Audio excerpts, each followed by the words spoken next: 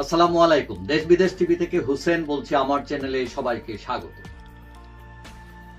৫ আগস্টের পর বাংলাদেশের শুধু রাজনৈতিক প্রেক্ষাপট বদলে নাই, অর্থনৈতিক, সামাজিক, পররাষ্ট্র, শিক্ষা দীক্ষা সবকিছুতেই একটা পরিবর্তন হয়েছে। পরিবর্তনটা কি রকম? সেটা কি ভালো পরিবর্তন নাকি খারাপ পরিবর্তন? আমরা দেখলাম দ্রব্যমূল্যের দাম শুধু বাড়ছে, দেশে পুলিশ নাই, শিল্প কারখানা বন্ধ হয়ে যাচ্ছে, ভারতের সাথে চোখ রাঙারাঙি, রাজনৈতিক অস্থিরতা বাড়ছে।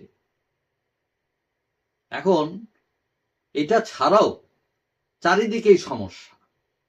গতকাল আমি আমার এক বন্ধু, ব্যবসায়ী বন্ধু, তাকে ফোন করছি। হ্যাঁ, তার বাসা হলো যাত্রাবাড়ি।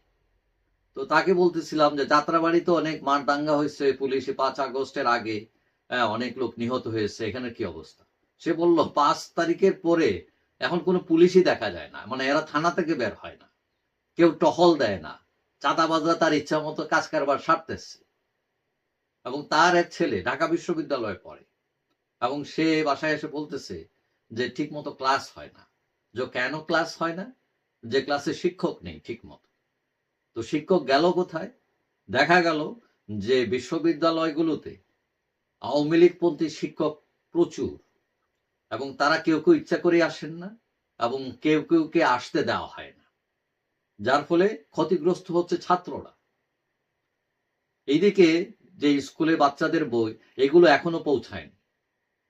আজকে কয় তারিখ দেখেন? জানুয়ারিতে। এগুলো তো ডিসেম্বরে পৌঁছার কথা, কিন্তু এইগুলো পৌঁছায়নি। বর্জ্যর ৩০% পৌঁছেছে, বাকি ৭০%-এর কি অবস্থা?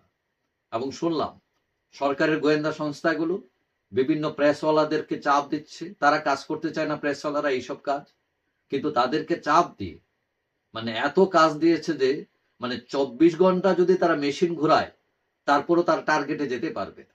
তার মানে যথাসময়ে বই যাবে না। এখন প্রশ্ন হলো, সরকার আগে থেকে কেন উদ্যোগ নিল না? এটা কি পরিকল্পনার অভাব, না অদক্ষতা, না দায়িত্বশীল না থাকা, নাকি টাকার অভাব, নাকি জাতিকে অশিক্ষিত করে রাখার চেষ্টা? কোনটা?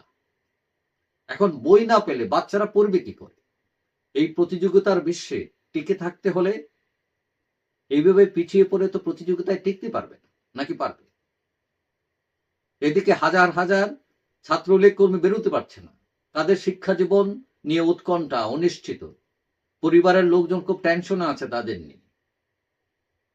এখন সরকারের কোনো বিকার নাই। কারণ সবকিছু মিলিয়ে লেখাপড়ার যদি এই অবস্থা হয়, তাহলে সরকার কিভাবে দাবি করে যে সরকার ৮০% সফল? ৮০% সফল, এটার ব্যাখ্যাটা কি? শুধু তো শিক্ষা জীবন যে ক্ষতিগ্রস্ত হচ্ছে তা না। আপনি অর্থনীতির দিকে তাকান, আইন শৃঙ্খলা পরিস্থিতির দিকে তাকান, পররাষ্ট্রনীতির দিকে তাকান।